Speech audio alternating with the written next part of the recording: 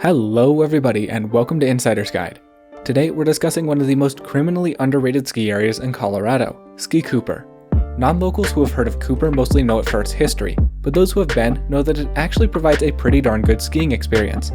As is the norm with this series, today I'm giving you guys all the knowledge you'll want to know to make the most out of your day on the hill.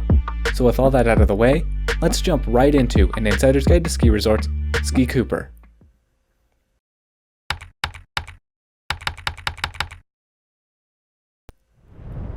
Let's begin with a little bit of background. Ski Cooper is located close to the old mining town of Leadville, south of Copper Mountain. For those of you in the Colorado Springs area, you can come via Buena Vista on Highway 24 the entire way to avoid I-70 traffic. To access Ski Cooper from Denver, however, your best bet will be, unfortunately, to take I-70. However, Ski Cooper really isn't good as a destination on its own, and I would say that it demands only 1 or 2 days. As such, I would highly recommend on your next big I-70 ski trip to take a day to visit Ski Cooper. For many visitors who typically stick to the big commercial resorts, Cooper can actually be a bit eye-opening. The reason Ski Cooper is so unique is rooted in its history. The location of Ski Cooper was originally chosen in the middle of World War II by the Army as a training ground for its famed 10th Mountain Division. After the war, the hill was opened to the public and developed to its current state, where it is owned by the county and operated as a non-profit. Because it is a non-profit, lift tickets are relatively cheap, adding extra incentive to visit. Many people use the argument that Cooper is too small to warrant a visit, but I can tell you from my experience that while it may look small on paper, it does not feel small on mountain. Cooper also has a reputation as an easier mountain, and as we'll discuss in a minute, that's not entirely true either. Cooper is an excellent beginner and family-friendly mountain, don't get me wrong, but some people don't really know what's tucked back in Tennessee Creek Basin. Now, the one major downside of Cooper, resulting from a combination of those two previous statements, is excruciatingly long lift rides. The 2 chairlifts and Buckeye Platter all have ride times around or over 10 minutes without stops, and due to the high beginner traffic at the hill, stops and slowdowns are extremely commonplace.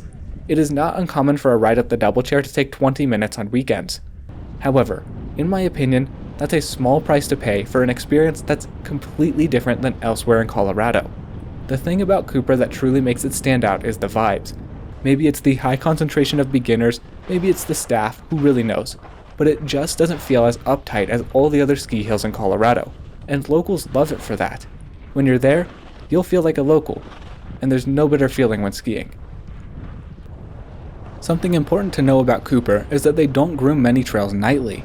Instead, they rotate their grooming, so every trail gets groomed often enough to prevent it from getting too choppy, but only a select handful of trails will have corduroy on a given day.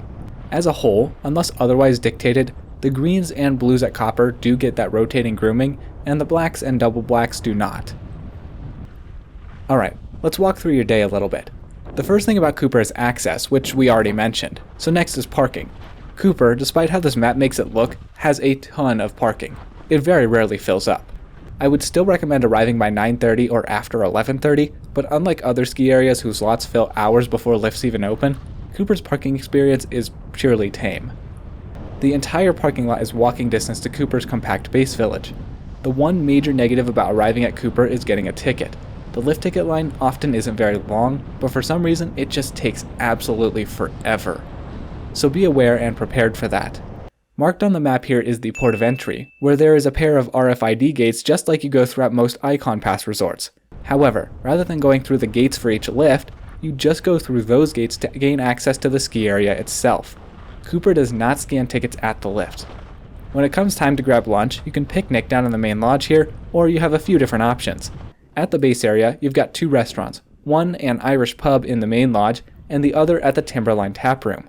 The more popular options are the traditional cafeteria in the main lodge, which has some of the most reasonably priced ski area food I've seen in a while, or the Ridgeview Cafe. Ridgeview is a little yurt with not much seating, so I would only recommend eating at Ridgeview on mild sunny days so you can sit outside and enjoy the sights and sounds. One final thing to mention before we begin. Back in the day, Cooper offered cat skiing tours up on Chicago Ridge in the high alpine bowls above the ski hill. They haven't offered it for the past couple of years, and it doesn't seem like they'll bring it back, but if they do, it's an experience that's absolutely worth it for advanced and expert skiers and riders. Alright, now let's dive into the trail map, starting at the base area. Over on the far looker's right side of the base is the learning area with a magic carpet. This area is completely segregated from all the rest of the mountain, so you won't have to worry about expert skiers cutting across. The two primary lift options out of the base are the double chair and the platter. The double opens a half hour before the platter, and the platter closes an hour before the double. The thing about the platter is that, as a surface lift, you don't get nearly as much rest from riding it as you do from sitting on the chair. As such, I only recommend taking the platter in two situations. For one, if the double chair has a significantly longer line, or for two, if you want to ski these lower greens. At Ski Cooper, there's a fairly simple green progression. First, start off on the carpet. Once you're comfortable with that, head over to Lower Last Chance. Lower Last Chance has a little bit of side hill that can be annoying, but it's nice and wide and gentle overall. After that, go all the way up and take Molly Mayfield. Molly Mayfield is long, so beware of that, but it's double the width of a normal trail at Ski Cooper and is also fairly gentle. After a few on Molly Mayfield, go to the backside and do Eagle and Tenderfoot, each of which are super nice tree-defined cruisers. Save Sitzmark and Lower Buckeye for last, as they are narrower than the previously mentioned runs.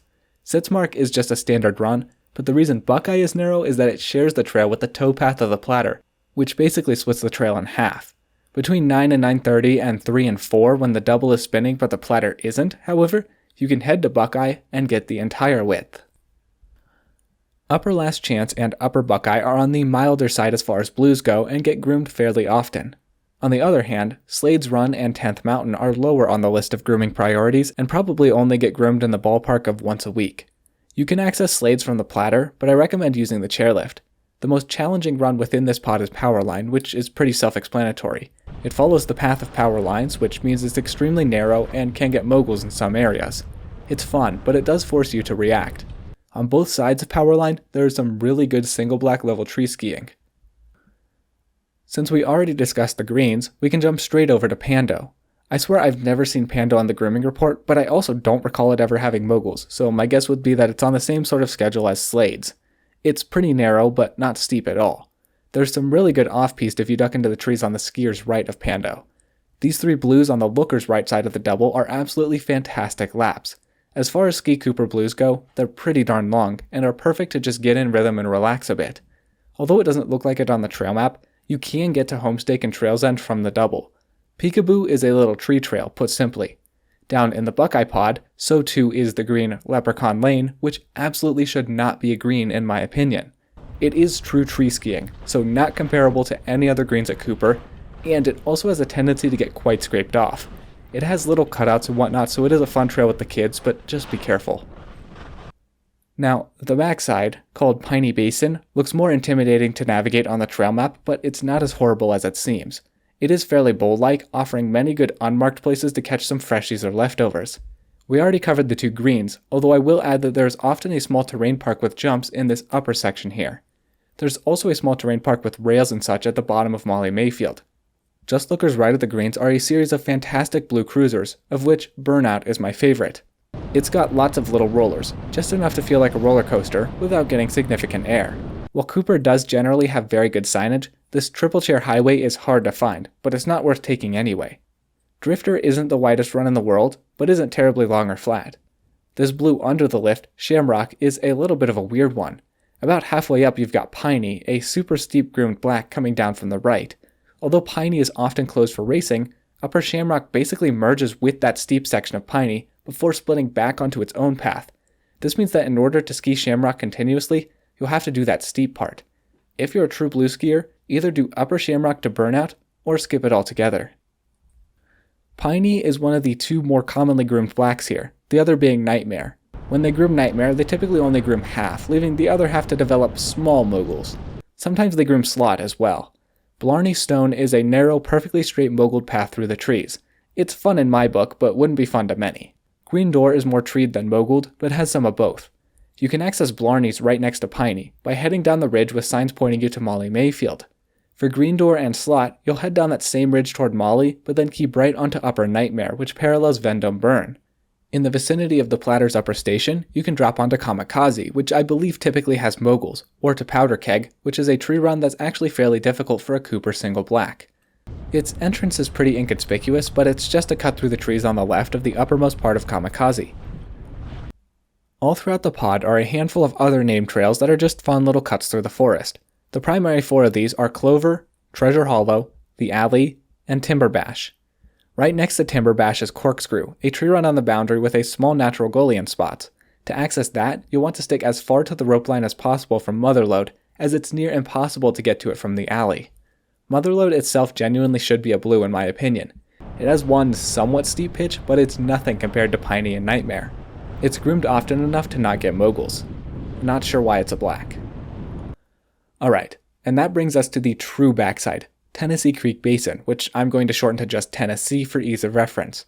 The first thing to note about this is that despite Cooper's reputation as an easy mountain, the runs in Tennessee are actually very difficult, and actually comparable to double blacks at certain other resorts.